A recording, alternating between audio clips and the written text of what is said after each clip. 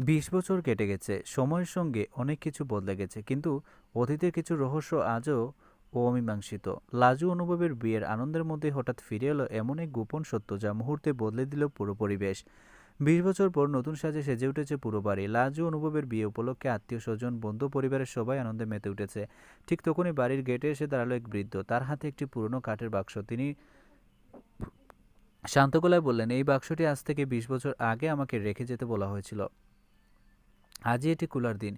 অনুভব অবাক হয়ে বাক্সটি হাতে নিল। ভেতরে ছিল একটি পুরনো ডায়েরি, একটি ছবি এবং একটি রহস্যময় চাবি।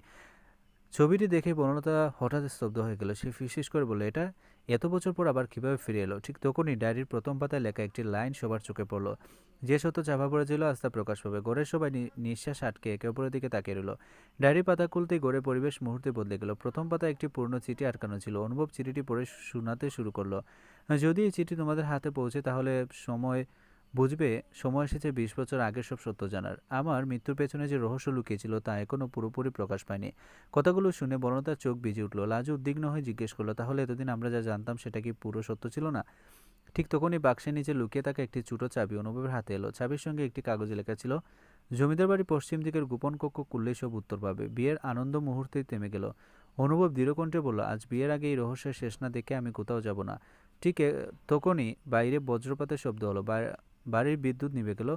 আলো ফিরে আসতে দেখা গেল বিয়ের মঞ্চের উপর একটি কালো খাম পড়ে আছে। খামের উপরে লেখা, "দেরি করো না, কেউ তোমাদের আগেই সেখানে পৌঁছে গেছে।" অনুভব ও লাজু বনলতা দ্রুত জমিদার বাড়ির পশ্চিম দিকের গোপন কক্ষে পৌঁছালো। চাবিটি তালায় লাগাতেই দরজাটি ধীরে ধীরে খুলে গেল। ভেতরে একটি পুরনো সিন্দুক আর অসংখ্য নথি রাখা ছিল। অনুভব সিন্দুক খুলতে একটি ডায়েরি সামনে এলো। শেষ পাতায় লেখা ছিল, "সত্যকে চিরদিন লুকিয়ে রাখা যায় না। যে ষড়যন্ত্র ২০ বছর আগে শুরু হয়েছিল তার শেষ আজ হবে।" ঠিক তখনই পেছন থেকে কয়েকজন মুখোশধারী ঢুকে পড়ল। তাদের নেতা হেসে বললেন, "এতদিন পরেও তোমরা সত্যের কাছে পৌঁছে গেছো, কিন্তু এই নথি বাইরে যেতে দিব না।" অনুভব সাহসের সঙ্গে তাদের মোকাবিলা করলো। লাজও পুলিশের কাছে আগে থেকেই খবর দিয়ে রেখেছিল। কিছুক্ষণের মধ্যে পুলিশ এসে পুরো জায়গাটি ঘিরে ফেললো। মুখোশধারীদের একজন ধরা পড়ে স্বীকার করলো, "আজ আমরা শুধু আদেশ মেনে কাজ করছি। আসল মাস্টারমাইন্ড এখনো সবার আড়ালে।" সব বিপদ কেটে গেলে অনুভব লাজুর হাত ধরে বলল, "এবার কোনো ভয় নয়, নতুন জীবন শুরু করার সময় এসেছে।" পরিবারের আশীর্বাদে বিয়ে অনুষ্ঠান সম্পন্ন হলো। ঠিক তখনই অনুভবের ফোনে একটি রহস্যময় বার্তা এলো, "তোমরা ভেবেছো সব শেষ, আসল খেলা এখন শুরু।"